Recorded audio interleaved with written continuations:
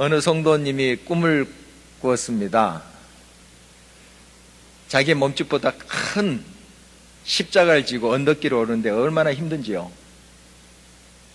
이제 입에서 불평이 나오기 시작했어요. 왜 내가 이런 십자가를 지고 가야 되나? 그 즈음에 산 중턱에 머물게 됐습니다. 마침 쉼터였습니다. 거기서 예수님을 만났어요. 예수님 앞에 불평을 했죠. 왜 나의 십자가는 이렇게 무겁고 힘이 듭니까? 고통스럽습니다. 솔직하게 고백했죠. 예수님께서 그를 조용히 데리고 갔습니다. 한 뜰인데 거기에 십자가들이 진열되어 있었습니다. 여러 모양의 십자가고 또 여러 재질로 만든 십자가였죠. 마음에 든 거 하나 고르라 했더니 마침 눈에 들어온 거에 금으로 만든 십자가였습니다. 정말 햇빛을 받아서 찬란히 빛나는 모습이 제법 멋졌습니다. 그리고 있어 보였죠. 아, 저거 내가 한번 지어봐야지 해서 그것을 지고 몇 발짝 거는데 너무 무거웁니다. 너무 무거웠어요. 더 이상 갈 수가 없었습니다. 그리고 입에서 튀어나오는 말이 야, 빛 좋은 게살구네. 내려놨습니다. 다른 십자가를 봤죠. 나무로 된 것인데 거기에 아주 비싼 보석들이 박혀있는 십자가예요. 이 금으로 된 십자가보다 더 가벼울 것 같아요. 질만할 것 같아요. 그리고 값어치로 따진다면 최고일 것 같아요. 야, 저거 지어야지. 그래서 그 십자가를 지고 가는데 이런 생각이 드는 거예요. 정작 나는 이거 보석 볼 수 없잖아. 다른 사람이 볼 뿐이지 등에 지고 가니까 볼 수가 없는 거예요. 다른 사람이 어떻게 보느냐에 따라서 내 삶을 산다는 거, 이거 별로 의미가 없는 거잖아. 이런 생각이 든 거예요. 그래서 그 십자가도 내려놨습니다. 또 한 십자가는 공작 깃털로 만든 거예요. 멋지게 만들었습니다. 정말 가벼웠어요. 지어보니까 톰도 나고요. 그리고 마치 그것이 날개처럼 생각해서 그냥 하늘로 날 것만 같았어요. 근데 이런 생각이 드는 거예요. 이게 십자가야? 아니면 내가 패션쇼를 하는 거야? 십자가 진 기분이 나지를 않는 거예요. 그래서 결국 자기가 벗어났던 십자가를 지었습니다.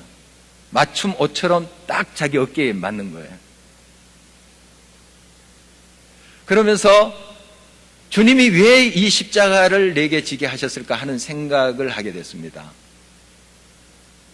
그리고 주님이 어련히 알아서 내게 이것을 허락했을까 하는 생각이 드니까 마음에 즐거움이 생기기 시작했습니다. 기쁨이 솟아나왔어요. 그렇게 무겁게 느껴졌던 십자가가 훨씬 가볍게 느껴지는 거예요. 그리고 다른 십자가 지어봤잖아요. 아, 보기와는 다른 거구나 하는 생각이 들자 내게 주신 그 십자가 아름답게 보이는 거예요. 귀하게 보이는 거예요. 그러니까 감사가 나오는 거죠. 감사가 나오니까 정말 그 발걸음이 더 가벼워졌습니다. 그리고 오르막길을 갈 때 등산하신 분은 아시겠지만 적당한 짐은 그 짐이 등을 밀어줘요. 그냥 맨몸으로 가는 것보다 적당한 짐은 굉장히 여러분에게 도움을 줍니다. 정말 그것이 짐으로 느껴지지 않고 힘으로 느껴지는 거예요.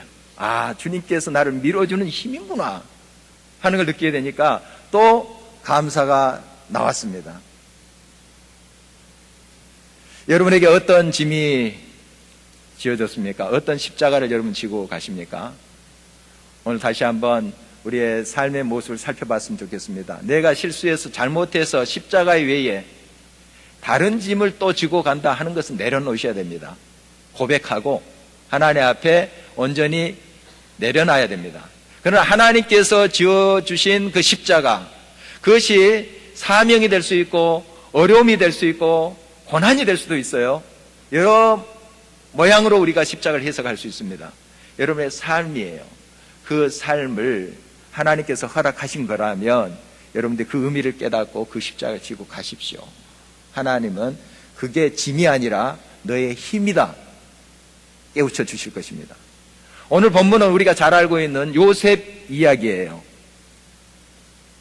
그런데 우리가 잘 안다고 하는 것에 항상 함정이 있어요. 평생 부부로 같이 살았는데 어느 순간 보니까 아내 오른쪽 귀 밑에 까만 점이 있어요. 몇십 년을 살았는데 아내를 잘 안다고 생각했는데 자세히 안 본 거예요. 우리가 하나님 말씀도 그렇게 대하고 있을 때가 많습니다. 나 이 이야기 어렸을 때부터 많이 들었어. 많이 나도 묵상했어. 하는데 지나쳐 버려요. 안다고 하는 것에 함정이 많습니다. 여러분 다시 한번 마음을 열고 이 말씀을 주목해 보십시오. 다시 들어보십시오. 오늘 하나님께서 우리에게 도전하실 것입니다. 또 요셉이 자기에게 주어진 그 환경, 그 십자가를 지고 어떻게 걸었는가 하는 것을 재조명하면서 우리가 요셉이 그 십자가를 지면서 하나님의 영광을 드러냈던 길을 뒤쫓아 갔으면 좋겠습니다. 요셉이 처음부터 그렇게 멋있는 사람이 아니었어요. 우리가 요셉 생각하면 정말 대단한 사람이다, 성공한 사람이다, 이런 모습만 좀 생각할 수 있습니다. 그러나 17살까지 철없는 사람이었어요.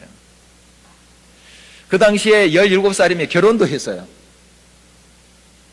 어느 정도 사리 판단을 할 수 있는 나이죠. 지금도 17살이면 그래도 어느 정도 옳고 그름을 알아요. 그런 나이입니다. 그런데 어린아이같이 철이 없었어요. 꿈을 잘 꿨습니다. 아주 신기한 꿈들이었어요. 그런데 이 꿈을 이야기하는데 물론 사실이에요. 그런 꿈을 꾼 거예요.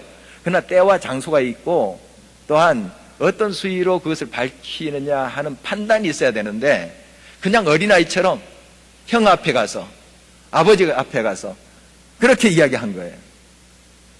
그러니까 형들이 자기한테 절하고 막 하는 그런 꿈 아닙니까? 기분 좋겠습니까?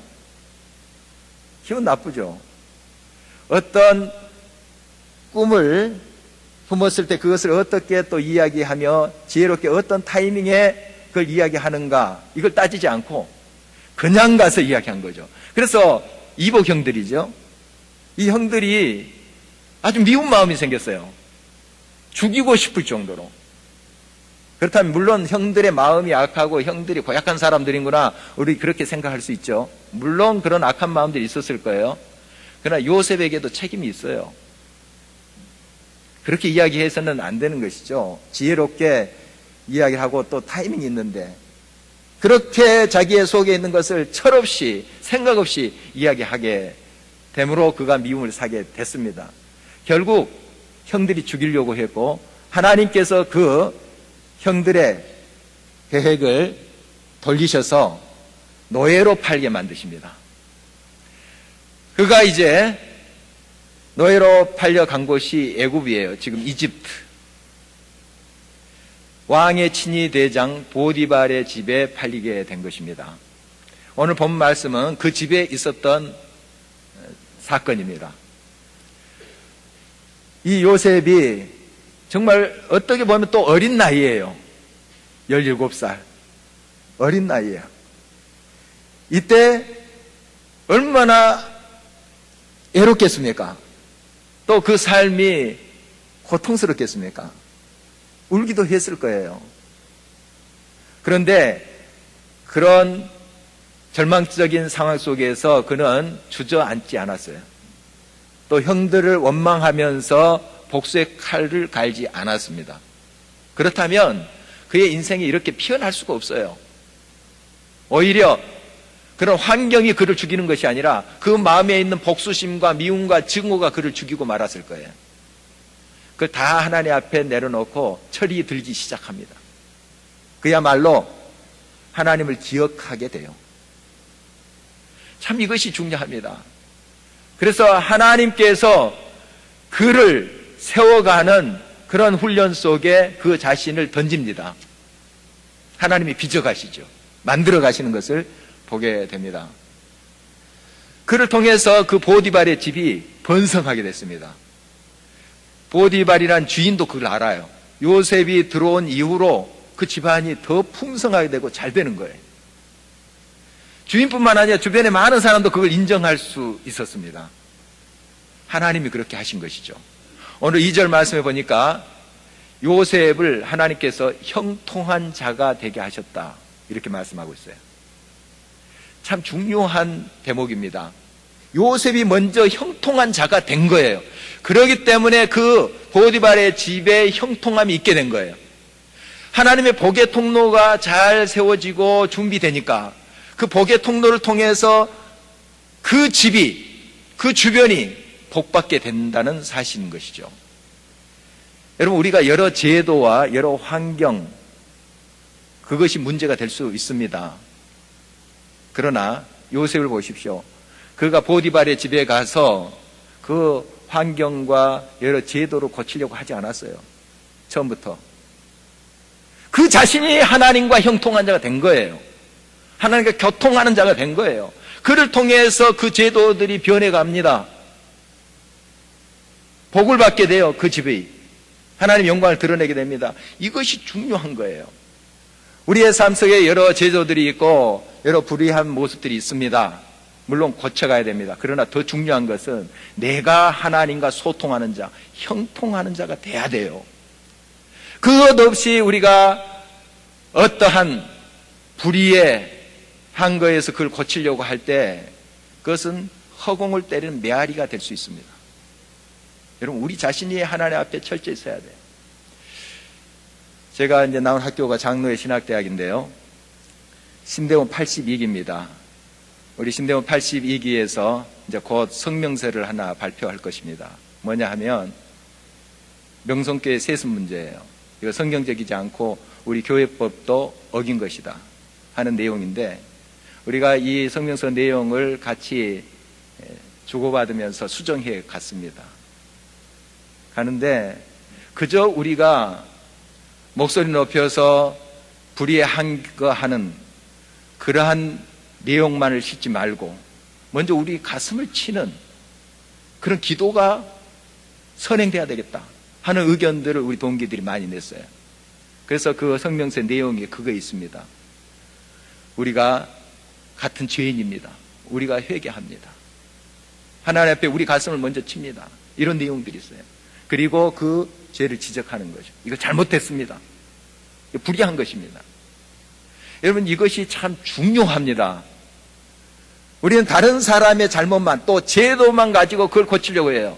그러나 나 자신이 하나님과 형통한 자가 되고 하나님과 동행하고 있고 소통하는 자가 되는 것에 대해서는 관심을 안 가질 때가 있습니다. 여러분, 요셉이 먼저 하나님과 소통하는 자, 형통한 자가 되므로 그를 통해서 그 불의한 애굽에 있는 친위 대장 집이 변화를 일으키게 된 것이에요. 우리 예수님도 이 땅에 오셨습니다. 얼마나 불의한 세력인 로마가 강제하면서 압박하고 있었던 세대 우리가 알고 있잖아요. 예수님 와서 폭탄 제조하지 않으셨습니다. 칼 들고 찌르지 않았습니다. 천국 복음을 증거하셨어요. 그리고 하나님의 백성들이 변화되고 하나님의 사람으로 세워지고 하나님과 형통한 자, 소통하는 자가 되도록 도전하신 거예요. 제자를 또 그렇게 키우신 거예요.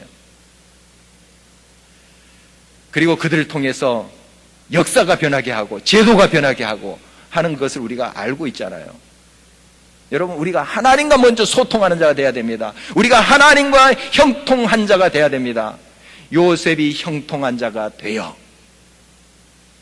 그렇게 준비가 되었으므로 그를 통해서 하나님의 복이, 생명이 흘러서 보디발 집이 풍성하게 됐다는 사실에 우리가 주목할 수 있어야 됩니다. 요셉이 이렇게 했던 것은 그 자신이 먼저 하나님 앞에 깨어 있었습니다. 그 깨어 있는 것은 아버지의 영향이에요. 요셉이 하나님을 처음부터 자기 자신이 찾아서 알았을까요? 아니에요. 아버지랑 17년 동안 집에 살면서 아버지가 끊임없이 하나님 앞에 가서 기도하는 모습을 봤어요. 천방지축 아무 생각 없이 철없이 뛰어다녔지만 그것을 기억하고 있었던 거예요. 아버지가 하나님 앞에 나아가는 그 모습이 생각난 거예요. 이 고생, 타향살이, 애로움 속에서 그게 기억난 거예요. 하나님을 그래서 찾은 거예요. 여러분, 신앙은 흐르는 겁니다. 유산은 흐르는 거예요. 물론 기계적으로 그 아버지가 신앙이 좋다고 아들이 그대로 신앙 좋은 것은 아니에요. 결정적으로 그렇게 되는 것은 아닙니다. 그러나 그럴 확률이 많아요.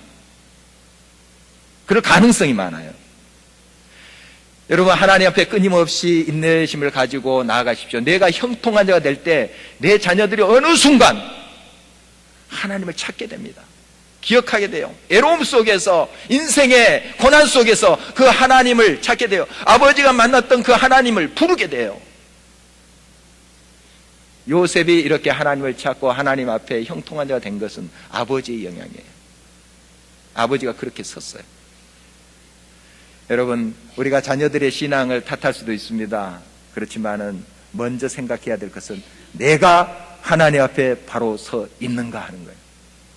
내가 하나님 앞에 신실하게, 성실하게, 진실되게 행하고 있는가 하는 것입니다. 말하지 않아도 그것은 교훈이 될 거예요. 메시지가 됩니다. 요셉은 보디발 집에서 참 진실되게, 성실하게 일했습니다. 그러지 않고서 이렇게 인정을 받지 않죠. 날마다 불평하고 적당히 일 처리하고 하면 알아주겠어요? 이 보디발 집에 요셉만 종살이 한 것이 아니에요.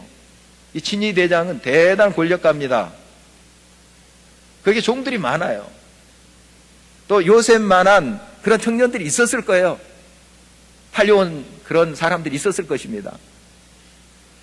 그러나 보통 이 노예 근성들은 적당히 하는 거예요. 너무 튀어나와도 안 돼요. 일감이 많이 주어져요. 군대 문화도 좀 그렇지 않습니까? 뭔가 잘하면 일감이 자기에게 많이 와요. 그래서 적당히 하는 문화죠. 그러나 요셉은 하나님 앞에 행했습니다. 하나님이 어떻게 보고 계시는가, 그것에 따라서 행했어요. 성실을 다해서 최선을 다했어요. 여러분, 하나님께서 그를 높이시지 않을 수가 없죠. 하나님이 그를 사용하신 것을 보게 됩니다. 요셉이 형통한 자가 되어서 형통한 삶의 그 모습들을 일고 가는 모습을 우리가 보게 됩니다. 종에게 그 모든 재반 사물을 다 맡겼어요. 이 주인이 종에게 이렇게 맡긴다는 것은 아주 드문 일이에요. 종인데 자기 친척도 아니고 혈통도 아니에요. 종이에요. 다 맡겼어요. 얼마나 그가 신실하게 성실하게 행했던 것을 알 수 있고, 요셉이 하나님과 동행함을 인정할 수밖에 없었어요. 그 주인이 그래서 맡긴 거예요. 여러분, 하나님 앞에 언제나 행하시는 저희들이 되기를 원합니다. 물론 여러 환경과 또 상황들 하나님께서 고치시고 아름답게 하시길 원하십니다. 그러나 더 중요한 것은 요셉처럼 어떤 환경 속에서도 하나님 앞에 바로 내가 서는 것이 중요해요. 그 환경을 피해버리면, 그 훈련의 과정을 피해버리면 또 훈련이에요. 계속. 물론 우리 인생이 훈련입니다만은 그런 좋은 기회를 놓쳐버린 거예요. 다른 곳에 가면 좀 편하게 할 수 있을 것이다. 아니에요. 그 훈련 더 혹독하게 받으셔야 돼요. 여러분이 하나님 앞에 바로 섬이 중요해요. 이런 훈련의 시간에 하나님 앞에 소통하는 자, 형통하는 자가 됨이 중요한 거예요. 하나님이 그를 통해서 역사를 변화시킵니다. 제도를 변화시켜요. 환경을 변화시킨다는 사실입니다. 요셉은 또한 자기 관리를 철저히 한 사람입니다. 오늘 6절 말씀 끝에 보니까 요셉은 용모가 빼어나고 아름다웠더라 이렇게 기록하고 있는데, 물론 이렇게 잘생겼다 하는 그런 이야기도 될 수 있겠지만 사실 이 지역사회, 이 동네 사람들 보면 진짜 다 잘생겼어요. 이 중동 사람들 보십시오. 그런 어떤 예모적인 것을 말하는 게 아니에요. 그 마음이 하나님을 사랑하고 성령이 충만하니까 풍기는 것이 아름다워요. 여러분, 진짜 아름다움은 여기에 있어요. 아무리 예쁘게 생긴 사람도 마음에 고약함을 품고 있고 날카로운 칼을 품고 있는 사람, 향기 나지 않습니다. 피하고 싶어요. 멀리 하고 싶어요. 마음에 하나님을 사랑하는, 영으로 충만하고 삶의 성실함을 하고 사람을 대할 때, 누구를 대할 때 정말 인격적으로 대해야 하고 하는 그의 삶의 아름다움이 묻어나지 않겠습니까? 바로 요셉은 이런 사람으로 빚어져 가고 있었던 것이죠. 지금 요셉의 나이가 좀 추정을 해봤습니다. 한 20대 중반은 되지 않았을까. 이제 곧 이제 감옥에도 들어가고 뭐 이런 해서 국무총리가 될 때가 30세예요. 그러니까 20대 중후반 그 어간일 것 같아요. 그렇다면 17살에 노예로 팔려왔어요. 지금 7, 8, 9년 시간이 흐른 거예요. 시간이 흐른 겁니다. 어떻게 보면 종살이 7, 8년 짧은 시간이 아니에요. 요셉은 이렇게 해서 다듬어지는 거예요. 여러분 너무 조급하게 생각하지 마십시오. 조급함은 일을 그리쳐요. 우리 학생들 이제 이번에 대입시험을 봤죠. 잘 됐으면 좋겠어요. 목표한 학교들 다 들어갔으면 좋겠어요. 그러나 때로는 안 될 수도 있잖아요. 재수할 수도 있어요. 돌아갈 수 있습니다. 하늘이 무너지는 거예요? 그럼 인생 끝나는 거예요? 재수할 수 있죠. 삼수할 수 있죠. 물론 불성실해서 그런 결과를 맺었다면 하나님께 고백하고 성실함으로 가야 되죠. 그러나 우리 인생에 여러 일들이 생기게 돼요. 그러나 너무 조급하게 이 일에 접근하지 말고 하나님의 때를 기다리고 성실하게 한 발자국 한 발자국 나아가는 거예요. 그러다 보면 하나님의 때가 와요. 하나님이 역사하시는 그 때가 온다고요. 에스더 보십시오. 하만이라는 사람이 자기 민족을 다 멸절을 시키려고 계획을 세우잖아요. 그러나 왕비가 이제 되었습니다. 왕 앞에 나갈 때에 왕이 내 소원이 무엇이냐, 내가 원하는 게 뭐냐, 나라의 절반을 주겠다 할 때 바로 대답하지 않아요. 오늘 저녁에 잔치에 한번 하만가 오십시오. 또 거기에서도 왕이 물어요. 똑같은 질문입니다. 나라의 절반을 주겠다, 빨리 좀 이야기해라. 왕이 안달입니다. 내일 말씀드리겠습니다. 또 한 번 잔치에 하만가 오십시오. 하나님의 때를 묻고 있는 거예요. 지금 마음에는 빨리 이야기를 하고 싶어요. 왕이 지금 소청을 들어준다니. 그러나 하나님이 조금 더 기다려. 조금 더 기다려.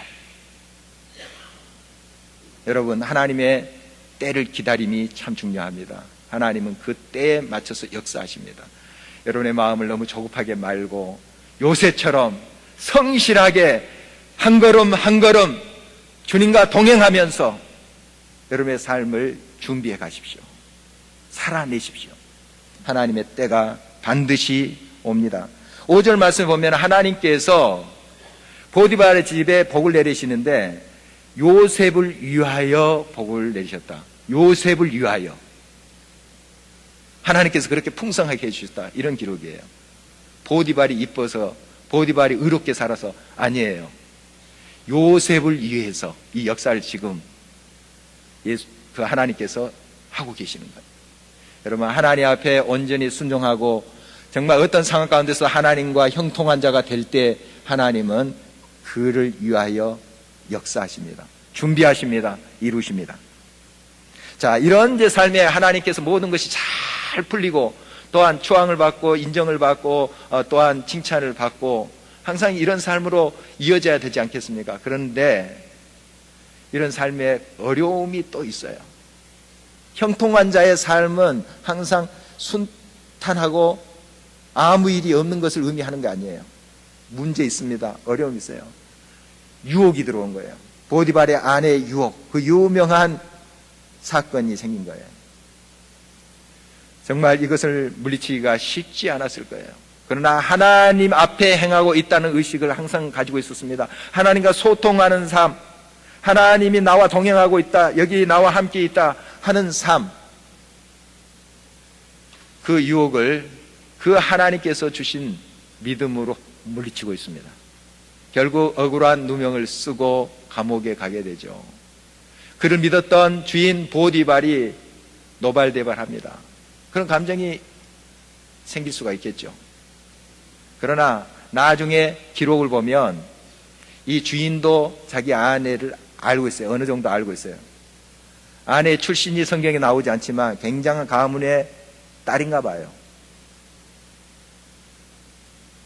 이런 짓을 하면서 뒤집어 씌우는 거 보면 보통 여자가 아닙니다. 보통 악랄한 것이 아니에요. 그 악랄함이 그때만이겠습니까? 살아보면 그 남편도 알아요. 이 여인이 어떤 행실을 갖고 어떠한 성품인지 압니다. 그 아내가 억울하게 그렇게 누명을 씌우고 했죠. 이때 그 당장의 감정은 화가 났을 거예요. 자, 그렇다면 이 당시에 종들은 물건 취급을 했습니다. 칼로 치면 돼요. 요새 칼로 치면 돼요. 이 보디발이 친위 대장입니다. 그 거대한 나라의 세력가예요. 사고 팔았습니다. 병든 종들 있으면 죽였어요. 밥솥이 없으니까, 밥만 축내니까, 노동력이 없으니까 죽였어요. 칼로 쳤을 거예요. 그리고 이제 감옥에 갇혔습니다. 감옥에서 요셉이 성실하게 또 합니다. 정말 얼마나 가슴이 무너지고 속이 정말 무너졌겠습니까? 하나님 뜻대로 성실하게 여기까지 왔는데 이런 억울한 일을 당하게 됐어요. 거기에서 복수의 칼을 갈았다면 그를 통해서 하나님의 형통한 역사, 복의 역사는 그쳤을 거예요. 하나님께 다 맡겼어요. 하나님 아시지요? 그 환경과 제도가 악했지만 그 속에서 그는 하나님과 형통함으로 꽃을 피운 거예요. 성령의 꽃을 피운 거예요. 그 간수장이 인정을 하게 됩니다. 그리고 그 감옥의 모든 일을 이 요셉에게 다 맡겨버린 거예요. 이 간수장은 친위 대장 보디발의 아랫사람이에요. 아랫사람입니다. 자, 그렇다면 자기가 함부로 그렇게 했다가는 보디발한테 문책을 당할 수 있고 또 죽임을 당할 수도 있어요. 보디발 다 자기 집에 있는 감옥이니까 다 알죠. 다 압니다. 보디발이 묵인해 준 이유가 있어요. 요셉의 진실을 알아요. 보디발이 알고 있는 거예요. 여러분, 하나님도 잘 알고 있습니다. 설령 보디발이 모른다 할지라도 하나님은 알고 계세요. 그리고 결국 하나님의 때에 이루시고 역사하시는 것을 우리가 알 수가 있습니다. 여러분의 삶 속에 어떠한 십자가가 있습니까? 어떤 어려움이 있습니까? 또 억울한 것이 있습니까? 어떤 형제 자매로 인해서 섭섭한 것이 있습니까? 마음에 상처가 있습니까? 내려놓으세요. 하나님께 맡기세요.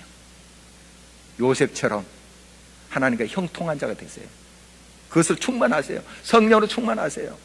하나님이 그런 자를 찾고 계십니다. 하나님께서 그런 자를 통해서 그 가정에 복이 흐르게 하고 그런 자를 통해서 교회가 하나님의 형통함을 이루게 하고 그런 가정을 통해서 하나님께서 이 땅을 변화시킵니다. 제도를 변화시키고 사람의 마음들을 변화시켜요. 여러분, 그러한 한 사람 한 사람이 되었으면 좋겠습니다. 그러한 교회가 될 때에 이 교회는 하나님의 영광의 빛을 또 생명의 은혜를 온 세상에 흘러보내는 그러한 아름다운 하나님의 도구가 될 줄 믿습니다. 이런 아름다운 하나님의 역사가 바로 우리를 통해서 이루어지기를 주의 이름으로 축원합니다.